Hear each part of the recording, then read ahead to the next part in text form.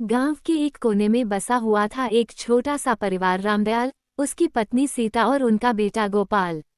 रामदयाल एक मेहनती किसान था और सीता एक स्नेही, समझदार और आत्मीय महिला। उनका बेटा गोपाल मात्र 5 वर्ष का था जब अचानक सीता की एक गंभीर बीमारी के कारण मृत्यु हो गई। सीता की मृत्यु ने रामदयाल और गोपाल दोनों को तोड़कर रख दिया।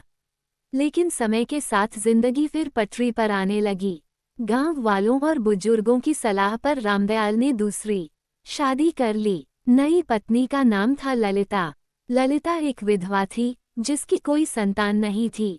शुरू में ललिता ने पूरी कोशिश की कि वो गोपाल के साथ सौतेली माँ जैसी नहीं बल्कि एक सगी माँ की तरह व्यवहार करे। लेकिन गोपाल, जो अपनी माँ सीता को बहुत चाहता था, कभी ललिता को स्वीकार नहीं कर पाया। ललिता हर सुबह गोपाल को स्कूल भेजती, उसके लिए टिफिन तैयार करती, रात को उसके सिर पर तेल मालिश करती, लेकिन गोपाल की नज़रों में वह एक सौतेली माँ ही थी। अगर कुछ गलत हो जाए तो वह तुरंत कहता, अगर मेरी सगी माँ होती तो ऐसा नहीं होता। गांव की महिलाएं भी ललिता के बारे में तरह तरह की बातें करती, सौतेली माँ है, कैसे प्यार करेगी, देख लेना एक दिन गोपाल को सताएगी ही। ललिता इन बातों से आहत होती पर कुछ कह नहीं पाती। रामदयाल ने हमेशा उसका साथ दिया, पर बेटे के दिल को जीतना आसान नहीं था। वर्षों बीतते गए। गोपाल अब 12वीं कक्षा में पहुंच चुका था। पढ़ाई में बहुत अच्छा था, लेकिन अब भी वो ललिता से दूरी बनाए रखता। कभी कभी स्कूल की फीस देने में देर होती तो ललिता अपनी चूड़ियां बेचकर फीस भर देती, लेकिन गोपाल को ये बात पता नहीं चलने देती। एक दिन गोपाल की तबीयत अचानक बिगड़ गई। डॉक्टर ने बताया कि उसे हार्ट की समस्या है और तुरंत ऑपरेशन जरूरी है। ऑपरेशन का खर्च लाखों में था।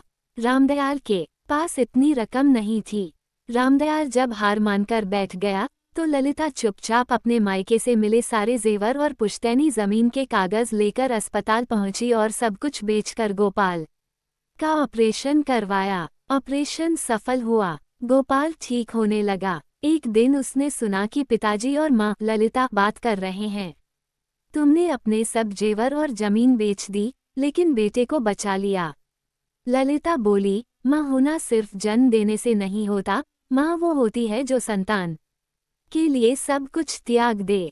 ये बातें सुनकर गोपाल के पैरों तले जमीन खिसक गई। उसे याद आया कैसे वह ललिता को सौतेली कहकर अनदेखा करता रहा, लेकिन आज वही औरत उसके लिए अपना सब कुछ त्याग चुकी है।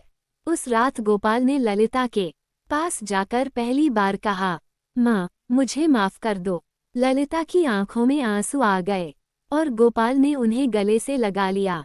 गांव के लोग हैरान रह गए जब गोपाल ने गांव की चौपाल पर सबके सामने कहा, ललिता माँ मेरी सौतेली नहीं, सगी माँ से भी बढ़कर हैं, जिन्होंने बिना किसी अपेक्षा के मुझे सब कुछ दिया। अब गांव में ललिता को सम्मान की नज़रों से देखा जाने लगा। वो केवल गोपाल की माँ ही नहीं, पूरे गांव की प्रेरणा बन गई। सौतेली माँ का मतलब हमेशा कठोर या अन्यायपूर्ण महिला नहीं होता। सच्चा प्यार खून से नहीं, कर्म और समर्पण से पहचाना जाता है।